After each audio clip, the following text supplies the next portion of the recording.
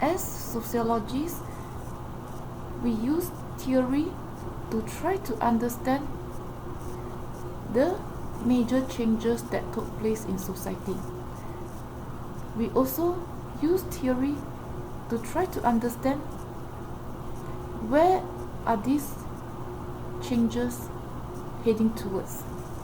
And we also try to use theory to help us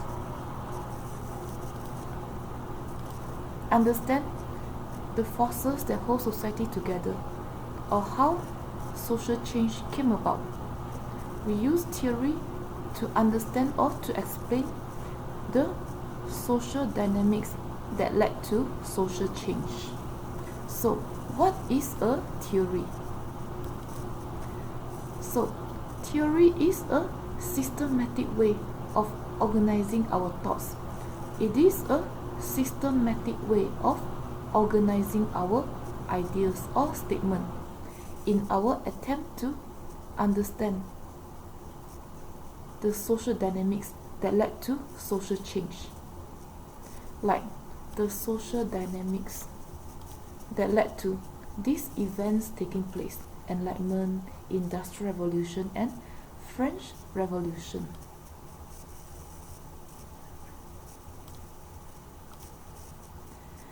And we use theory to help us understand how and why things occur, even to this day. Like Martuan used his sociological thinking to help him understand why revolution and war took place in ancient China that led to a change in a different dynasty, a different emperor or whatnot.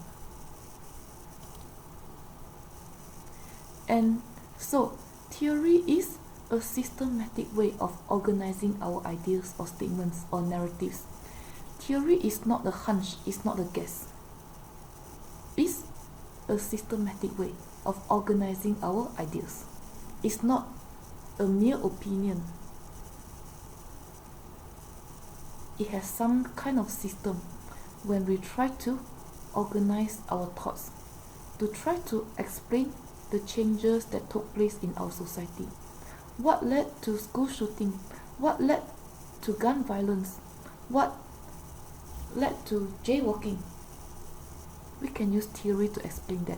What led to bullying, cyberbullying, and so on and so forth.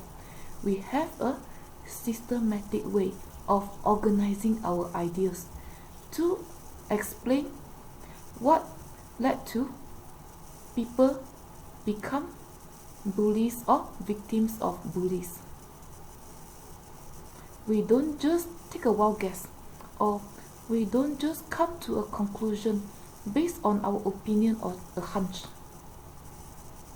We have a systematic way of organizing our ideas when we try to understand even modern day events like cyberbullying, gun violence, and so on and so forth.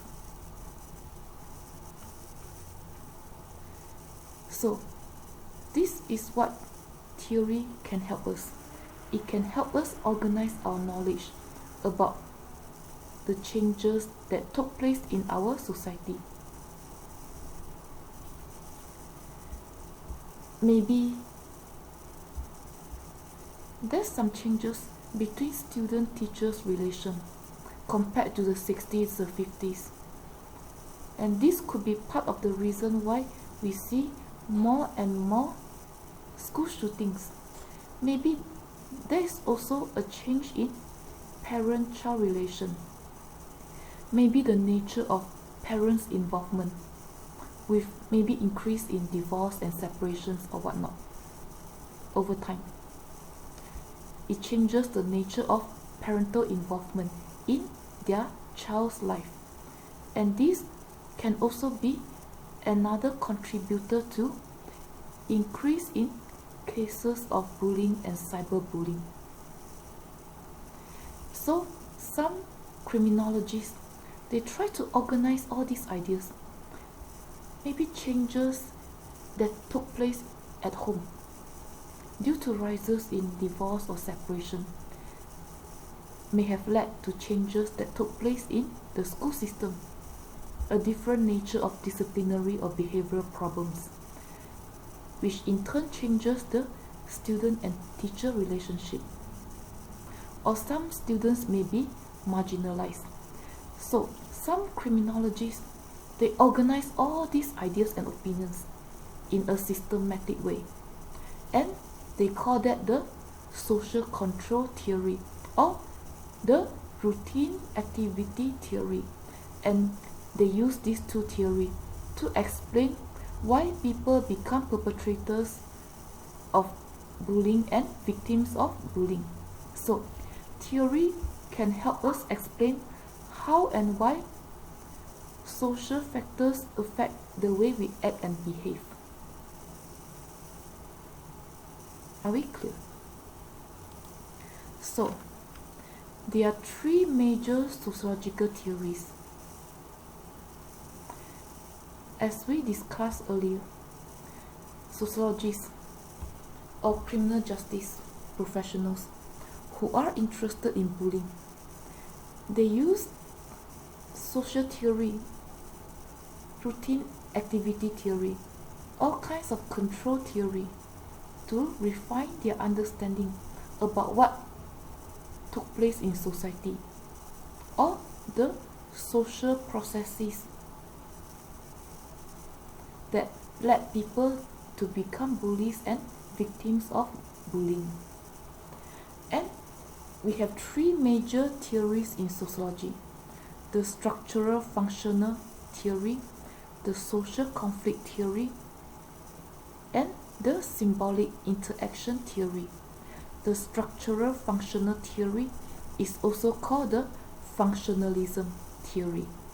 The social conflict theory is also called the conflict theory. The symbolic interaction theory is also called the symbolic interactionism theory. They are all the same thing. Are we clear?